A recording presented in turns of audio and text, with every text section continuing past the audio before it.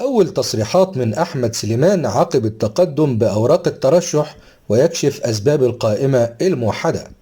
الكابتن أحمد سليمان المرشح على عضوية مجلس إدارة نادي الزمالك خرج للتعليق على قراره بالانضمام إلى قائمة الكابتن حسين لبيب والتخلي عن الترشح لمنصب رئيس النادي، وذلك عقب تقدم القائمة بالكامل اليوم في اليوم الأخير لتلقي طلبات الترشح قبل إجراء الانتخابات يوم 20 أكتوبر القادم.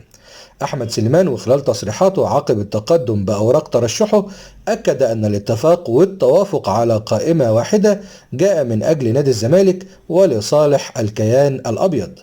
وتابع أحمد سليمان في تصريحاته أنه سعيد برد فعل جمهور نادي الزمالك عقب التوافق على قائمة واحدة، مؤكدا أن قلوب القائمة على النادي وترغب في خدمة كيان نادي الزمالك بالفعل، وهو ما وصل للجمهور.